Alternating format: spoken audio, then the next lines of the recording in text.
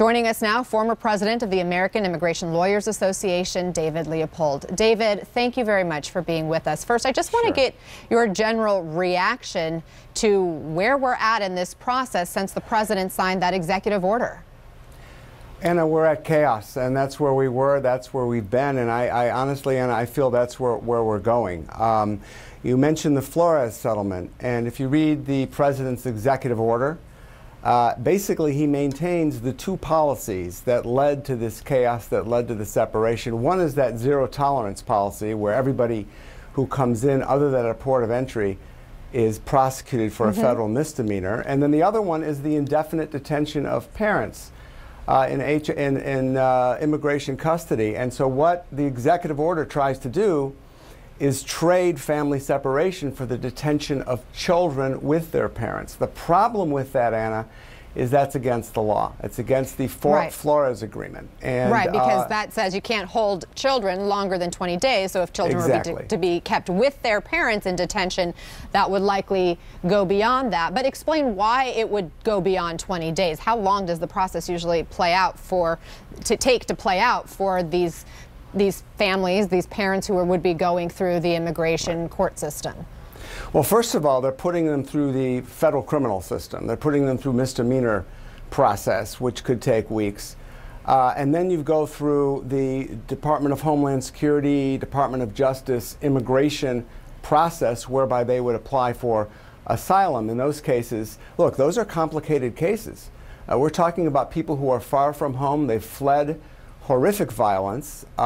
They've fled domestic violence. They've fled gang violence perpetrated by the government or people the government can't control.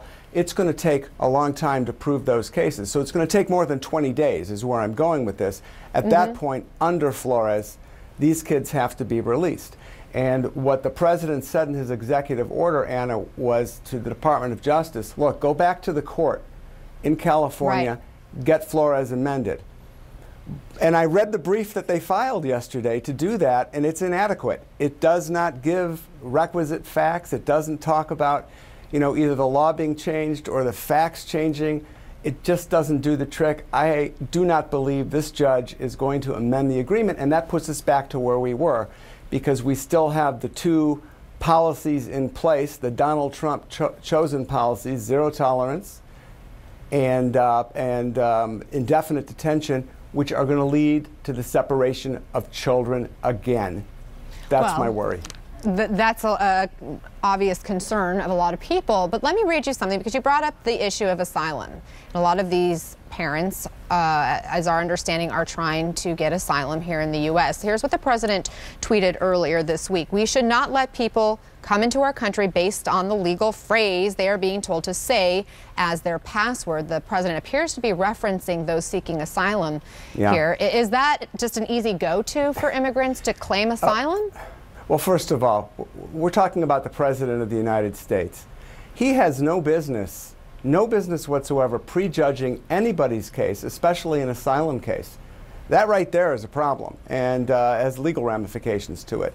But to answer your question directly, those are not easy cases, and people are not just told what to say. And if somebody comes in and says something that's scripted, there's a credible fear interview. That's the first step.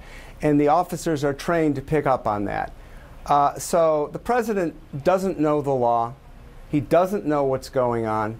He's simply doing what he's told to be doing by Stephen Miller, his white nationalist senior advisor, Jeff Sessions, Kirstjen Nielsen. These people are dead set to separate families, regardless of what the law says. And the president should be reminded, they all should be reminded, Anna, that the law, and I'll be technical here for a second, Section 208 of the immigration law says you can apply for asylum in the United States whether you're here legally, whether you're not here legally, whether you arrived legally, whether you arrived between the ports of entry. It is absolutely legal what these people are doing, and to prosecute them for a federal criminal misdemeanor, that is a violation of law. That is a violation of our international obligations as a country, the United States. David, there is some new data that just came out, and it shows, according to the UN, that the U.S. has the greatest percentage of asylum seekers compared to any other country in the world. Does that surprise you? No, of course not. We are the beacon of liberty. We are the beacon of freedom. That's pretty much why our country was formed. You know, my father came here as a refugee. Many people, you know, parents came here in that context and seeking freedom because they love this country. So no, it doesn't surprise me. This is the greatest country in the world. Of course people would come here seeking safety because we have a democracy. We have fairness in our system.